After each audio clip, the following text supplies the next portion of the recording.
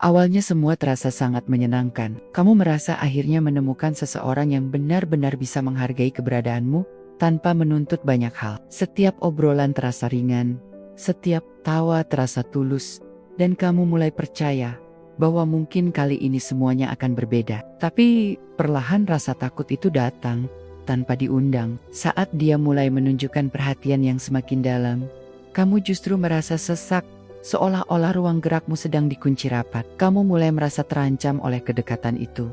Karena dalam pikiranmu, semakin dia mengenalmu, semakin besar peluangnya untuk merasa kecewa dan meninggalkanmu nanti. Akhirnya kamu mulai mencari-cari alasan untuk menjauh. Kamu sengaja tidak membalas pesannya dengan cepat. Kamu mulai bersikap dingin. Dan kamu meyakinkan dirimu sendiri bahwa dia sebenarnya tidak sepadan untukmu. Ini adalah mekanisme pertahananmu.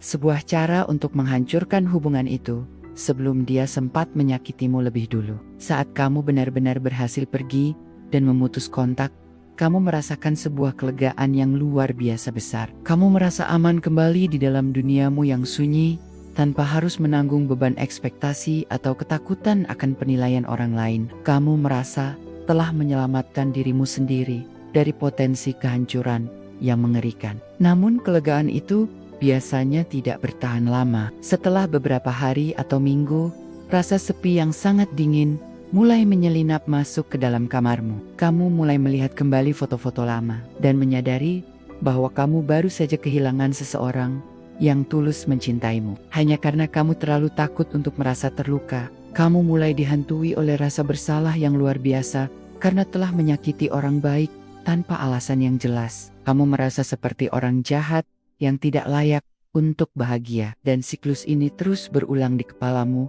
sampai kamu merasa semakin terasing dari dunia luar. Kamu terjebak di antara keinginan untuk kembali dan rasa malu yang menahan langkahmu. Cobalah untuk mulai menantang pikiran otomatis yang muncul saat kamu merasa terancam oleh kedekatan. Belajar bahwa perasaan takutmu bukan selalu berarti ada bahaya yang nyata. Saat keinginan untuk lari itu muncul, cobalah untuk tetap tinggal selama 5 menit saja dan bicarakan ketakutanmu secara jujur. Karena komunikasi adalah obat paling manjur untuk memutus pola pertahanan yang justru merusak hidupmu. Dan orang yang benar-benar mencintaimu tidak akan lari darimu.